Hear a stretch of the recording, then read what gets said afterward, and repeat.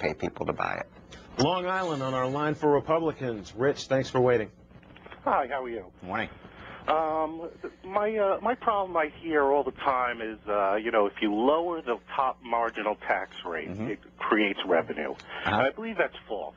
I believe when the example that most conservatives use is when John Kennedy lowered it from 90% to 74%. But in fact, he closed many loopholes, which actually resulted in increasing things. It wasn't the stimulus from lowering the taxes, it was closing the loopholes that created the extra revenue. And number two, that when you'll have to excuse me a minute, I think they should be rolling back the Reagan tax cuts back to 74%. You say that these small businesses can't create jobs if they're being taxed so high, but in fact, it's just the opposite. Because if you are forced to pay 90% tax on your profits, instead of taking those profits, you're going to put people to work. Because you put people to work with pre-tax dollars. That's it. Thank you. Well, I think you're making my point that if the government's taking 90% of a small business's profits, it doesn't have a lot of profits left over to buy new equipment and new computers and more technology and hire more workers. So obviously we're shooting ourselves in the foot economically. If we're trying to create more jobs, which is the #1 goal that we have to achieve right now, we've lost 5 million jobs in the last few years. To get those jobs back, what we need to do, I think, is lower taxes on American businesses to bring capital and jobs back to the United States. And the evidence is very clear. If you look at our book, The End of Prosperity, you'll see the evidence is so clear. The big 3 years when we cut tax rates were the 1920s, the 1960s, and the 1980s. And in each of those periods, two things happened. One is tax revenues increased when we cut tax rates. And the second thing that happened, even more surprisingly, was that the share of taxes paid by the rich actually increased. And by the way, the third thing that happened in each of those periods is we had enormous increases in jobs and prosperity. Next up is Lynn in Stockton, California on our line for Independence. Good morning. How are you, gentlemen? Morning. Great. I just wanted to call and kind of agree with you in part and kind of maybe disagree with you on another part. Sure. As far as the creation of jobs and companies creating jobs and whatnot, I think that the only way that we are going to ensure that Americans are put to work is perhaps doing a moratorium on job outsourcing, something in order to make sure that it's Americans that are being put to work. If companies can't agree with those guidelines, perhaps maybe they should move to the country where they're doing their jobs then. You know, I mean, as far as the tax cuts go, we really need to just clean up the tax code all the way around. Yep. Well put, man. I completely agree. I just did my taxes this weekend.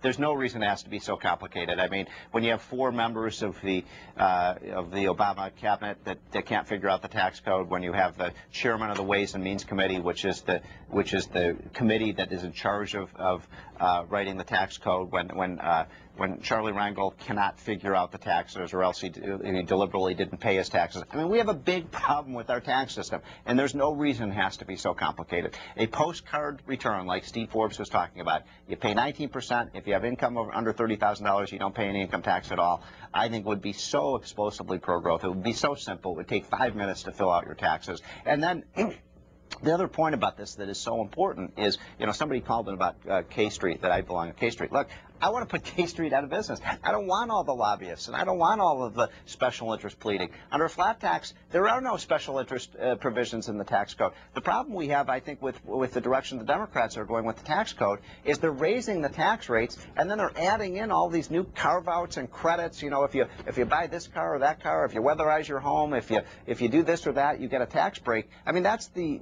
essence of a bad tax system. You want a low-rate system and a broad base, and that's what either a fair tax or a flat tax would give us. You've authored 5 books. like we said, you're a member of the Wall Street Journal editorial board, graduated from the University of Illinois, and hold a master's degree.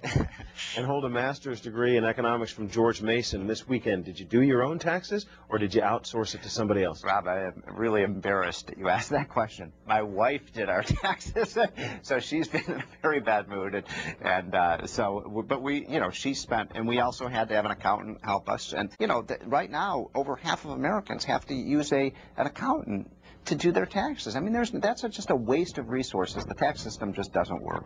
Next up, Jacksonville, Arkansas. Roland. Yes, Mr. Moore. Hi. I am so glad to speak with you. Me too. I want to try and correct you on something. Okay. You were saying about how Kennedy lowered taxes, right. And of course, Jimmy Carter, he messed up the 70s, and right. Reagan lowered taxes. Yep.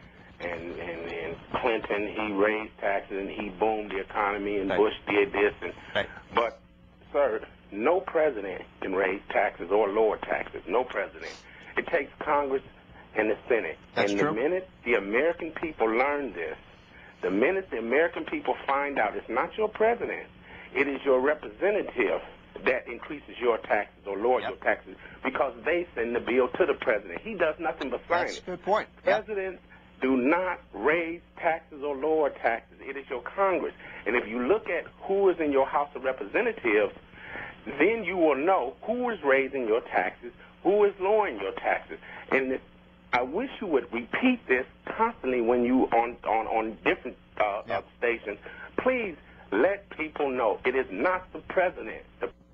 I think it's a fair point. I mean, sometimes we do give the president too much credit and too much blame, when of course Congress has at least half the power. But we have a powerful presidency model in the United States. I mean, the president proposes big things, as we've seen Barack Obama do in the last couple of months. A dramatic shift in the direction, and this Congress will go along with a lot of that. Ronald Reagan proposed big ideas when he came into office. So we traditionally give presidents the credit or the blame, but this gentleman is right. Congress has a big say in all this as well. Westminster, Maryland. Paul on our line for Republicans. Hello? Hello. Yeah, I'm on the line? Yes, you are. Okay. I just want to point out a couple of things. I was watching the show, and one of the things I noticed right off the bat was Reagan about lowering the taxes. Mm-hmm.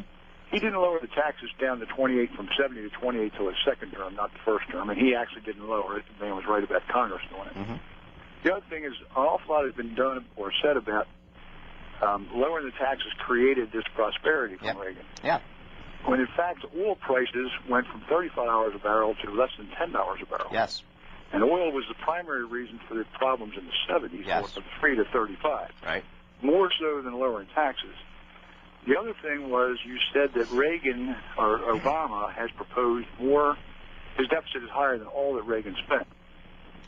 His deficit in the first year, if you take the real deficit that pushed that up, is double or less than double.